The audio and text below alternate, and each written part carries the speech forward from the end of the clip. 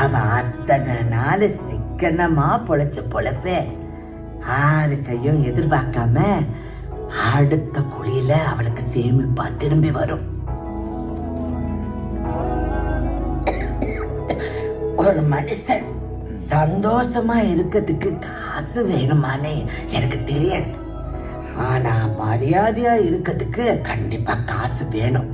இந்த வாழ்க்கை வாழ்றதுக்கு தான் காசெல்லாம் பெருசு இல்லைன்னு யாராவது சொன்னா அடுத்த வேலை கஞ்சி கூட கஷ்டம் இல்லாத அளவுக்கு அவன்கிட்ட காசு இருக்குன்னு அர்த்தம்.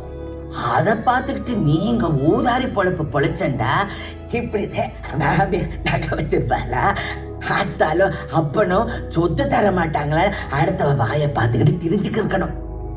பொழைக்கிற பொழப்புக்கு தாண்டி முதல்ல ஒரு பொம்பளைக்கு சுதந்திரம் வேணும். அப்படி அது மட்டும் இருந்துட்டா மத்த சுதந்திரம் எல்லாம் அடுத்தவன் என்ன உனக்கு தாரது?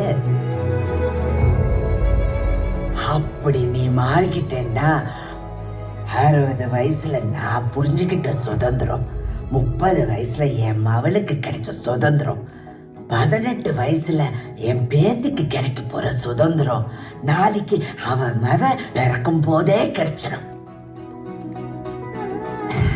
இந்த ஊர்ல இருக்கிற கிணறு கட்டைகள் விட நான் தான் அப்படியே பெரிய உழைப்பு உழைச்சுண்டெல்லாம் இல்லை. என்ன கொஞ்சம் புத்திசாலித்தனமா பொழைச்சேன்.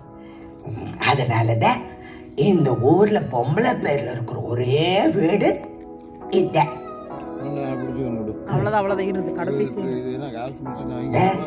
என் மகன்களுக்கு கூட சொல்லாத ரகசியத்தை ஏன் உங்களுக்கு சொல்றேன் தெரியுமா? இந்த படைக்க காக்க அழிக்கண்டு அத்தனைக்கும் ஆம்பளைய கும்பிட சொன்னவன் கூட பணத்துக்கும் படிப்புக்கும் பொம்பளைய தாண்டி காட்டி கும்பிட சொன்னேன். ஏன்னா 600 அக்கா நம்மாலதான் முடியும்னு அந்த ஆம்பளைக்கே தெரியும். நகைக்காகவே இருந்தாலும் எனக்காக நீங்க ஒவ்வொருத்தையும் நேர்த்தி கடை செஞ்சு எனக்கு உடுத்து சீலை மாத்தி என் மவ செய்ய வேண்டியதெல்லாம் நீங்களும் செஞ்சு என்னைய காப்பாத்தி இந்த வீட்டுக்குள்ள வர வச்சதாலேயும் என் மகங்க என்னால கடன்பட்டு போனதாலேயும் இப்ப இத 4 சரி பங்கா பிரிச்சு தாரேன். இந்த பொம்பளை வாயடிச்சா மட்டும் பத்தாது, பொழைச்சு காட்டணும்டி. வந்து